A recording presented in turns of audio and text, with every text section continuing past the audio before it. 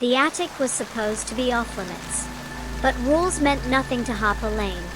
She'd been at Black Hollow for just under a month, a scholarship student with sharp eyes and sharper instincts.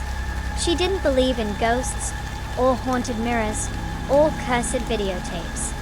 She believed in secrets, and this place was dripping with them. On her third day at the school, she'd found a sealed hallway behind the North Wing library. On the seventh, she'd overheard the night janitor talking to himself, repeating the same name over and over. Ellie, Ellie, Ellie. By the end of the second week, she'd already mapped 3/4 of the school's hidden crawl spaces. But the attic? The attic stayed quiet. No wind, no sound, not even dust under the door. That made Harper suspicious. It started with the window. There was only one, tucked beneath the pointed arch of the roof, visible from the back garden if you craned your neck just right. The window always looked wrong. Not broken, not open, just wrong. Harper couldn't explain it. It was like the glass didn't reflect right. Like it was tinted from inside with something heavy, like smoke. Or maybe something darker. She noticed it while sketching in her notebook outside. And once she saw it, she couldn't stop thinking about it. She began to time it. When the light inside flickered, always after 2 a.m., when the shadows moved behind the pane, too slow to be human, and when the reflection twisted into shapes she didn't recognize. She had to get inside. It wasn't easy. The attic door was nailed shut. Triple nailed, in fact. But Harper had bolt cutters, a flathead screwdriver, and time.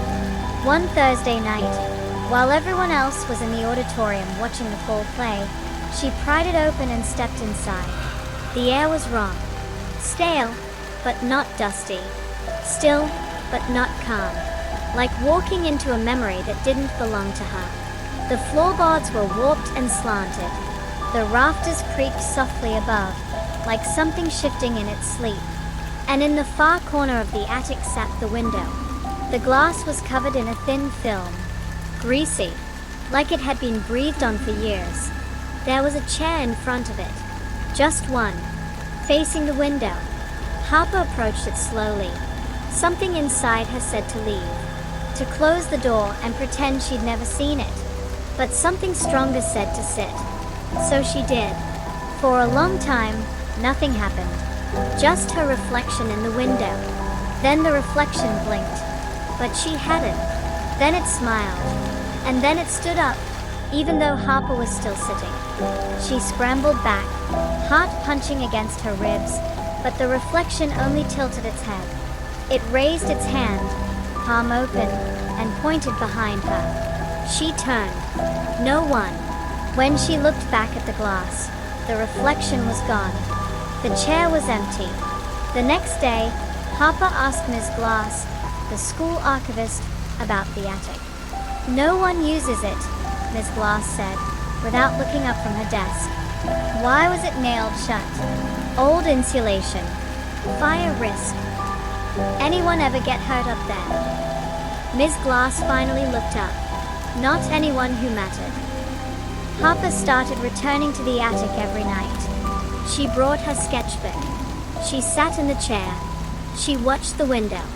Sometimes her reflection smiled when she didn't. Sometimes it whispered things she couldn't hear. Sometimes it wasn't her at all. Once, she brought a Polaroid camera, took a picture of the glass. When it developed, there were 2 Harpers in the frame.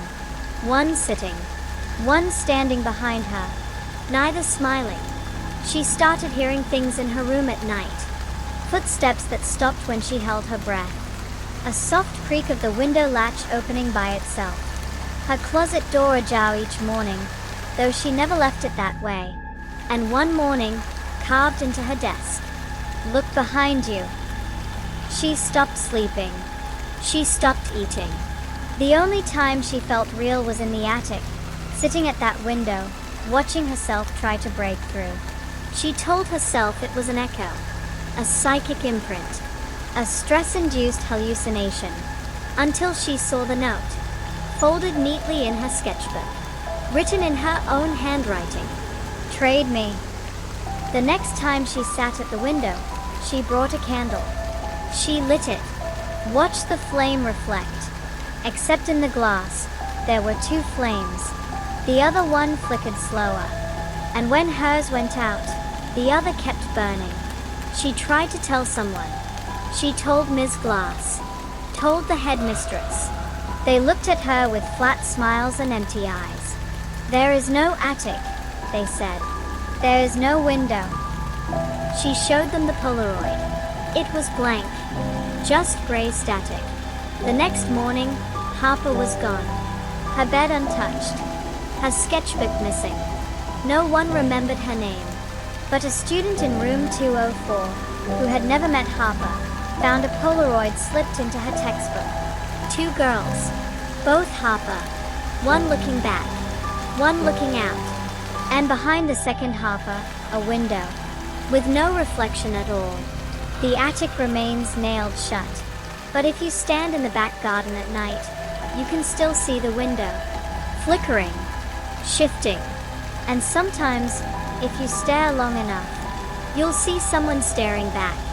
She looks like a student. She holds up a note. It says, "Your turn."